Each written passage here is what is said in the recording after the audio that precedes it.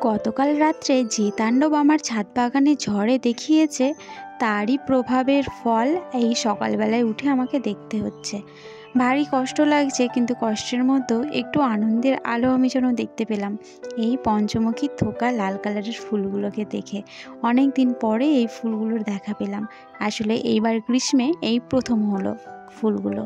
Hello and welcome to my channel. আমি নন্দিতা, আমি ভালো আছি। আশা করি তোমরাও অনেক ভালো আছো, যে যেখানে আছো অনেক সুস্থ আছো।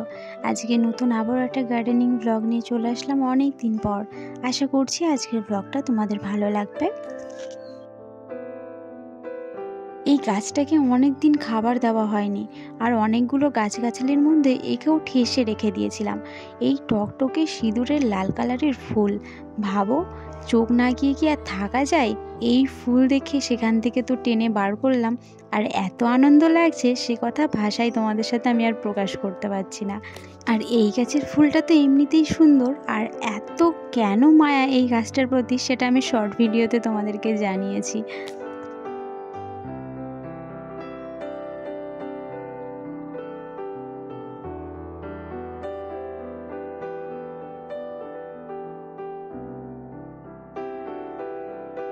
আর এই যে নাম না জানা যে জুঁইটা ছিল না আমার ছাদ বাগানে সব থেকে সুগন্ধি ফুল, এর নামটা আমি জেনেছি জানো, পার্সিয়ান জুঁই।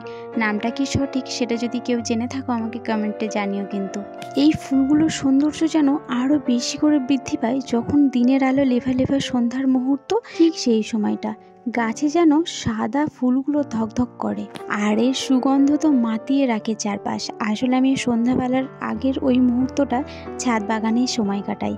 আর ওদিকে তো একটা মস্ত বড় ডাল ভেঙে পড়ে রয়েছে আমার কাকা শ্বশুরদের ছাদে। এই যে অ্যাডেনিয়াম গাছটা কালকে দেখছি মুখ থুবড়ে পড়ে গেছে।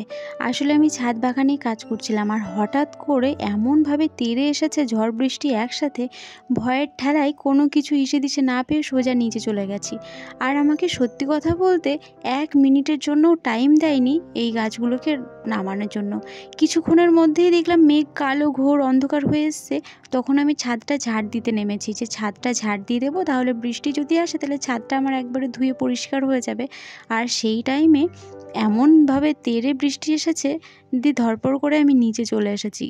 এই অ্যাডেনিয়াম গাছগুলোকে নামিয়ে রাখার কথা ভুলেই গেছি।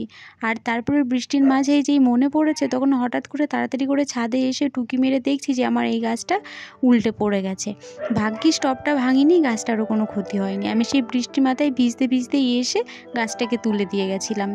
হাজব্যান্ডও বাড়িতে ছিল না, আর মেঘ ডাকাকে আমি চরম ভয় পাই, তাই শ্বশুরমশাইকে নিয়ে এসে এই ছাদের যে গাছগুলো উল্টে পাল্টে গেছিলো সেই গাছগুলো একটু ঠিকঠাক করে দিয়ে গেছিলাম বৃষ্টিতে ভিজতে ভিজতে।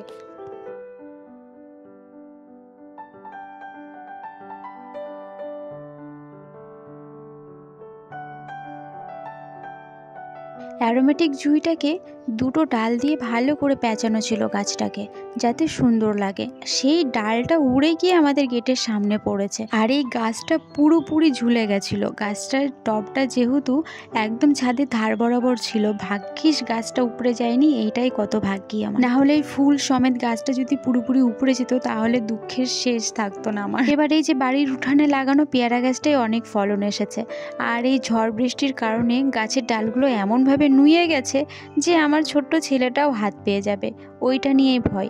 আমার ছেলে এই ছোট্ট পেয়ারাগুলো পাড়ে আর খেলা করে, খায় কিন্তু না। তবে এই গাছের পেয়ারাগুলো এত মিষ্টি আর এত সুস্বাদু যে একবার খাবে সে আর ভুলতে পারবে না।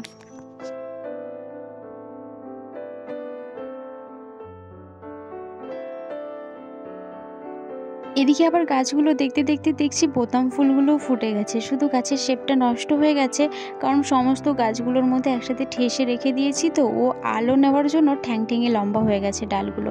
আর এই যে এনার মজা দেখো, কাঠগোলাপের ফুলটা কাঠগোলাপের পাতার উপর পড়েছে আর হাওয়াতে একা একাই দুলছে, কতই না সুন্দর লাগছে। আমি ছাদে উঠে আসার আগে আমার হাজব্যান্ড সকাল সকাল ছাদে উঠে এসে কাজ শুরু করে দিয়েছে। কোথায় কোন ডালগুলো ঝুঁকে গেছে, কোথায় কোন টবটা উল্টে পাল্টে গেছে সেগুলো তুলে দেওয়া, জামা কাপড় মেলা দড়িগুলো ছিঁড়ে গেছে সেগুলোকে আবার নতুন করে জুড়ে দেওয়া, এই সমস্ত কাজগুলো সকালবেলায় এসেই ও ছাদ বাগানে শুরু করে দিয়েছে। এই যে মান্ডিফিলা গাছটা অন্য কোনায় ছিল, সেখান থেকে উল্টে গেছিলো, ছিঁড়ে ছিটকে গেছিলো, সেখান থেকে আমার হাজব্যান্ড এনে আবার এইখানে বসিয়ে একটা পেরেক দিয়ে সুন্দর করে বেঁধে দিয়েছে। আর এই ব্যাপারটা তোমাদের সাথে শেয়ার করতে ভুলেই গেছি গো, সেই জন্য সরি। এই যে এই 12 মাসি গাঁদা ফুলের চারাগুলো দেখছো, এগুলো আমার হাজব্যান্ড এনে দিয়েছে। সেদিনকে পাগলাখালি গেছিলো না, পাগলাখালি থেকে আসার পথে মাঠ থেকে বেশ কিছু কাটিংস আমার জন্য এনে দিয়েছে। আমি এনে বসিয়ে দিয়েছি, আর গতকাল বৃষ্টিতে এরকম তরতাজা হয়ে গেছে, আরও সুন্দর লাগছে।